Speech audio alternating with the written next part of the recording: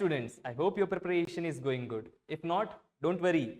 Sri Gurukula is here to help you. And I am Anmol Yadav. I will be your physics and mathematics mentor. I am an NEET graduate. So bring out your books. Let's make your preparation stress-free.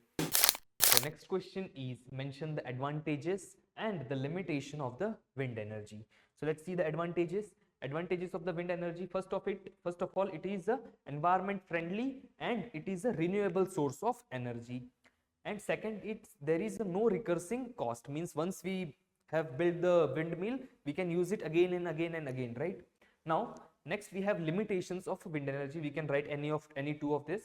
So first, we can establish only in the place where there is a high amount of wind in the major part of the year. Next, we need a backup facility. We are supposed to store this, and the energy we are generating through the windmill, we are supposed to store this energy somewhere like in a storage cell. Next, we require a large area of land to build that windmill, right?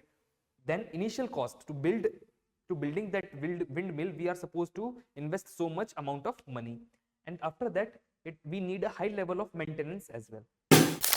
I will be back soon. Till then, keep practicing. This is Anmol Yadav from Sri Gurukula signing off.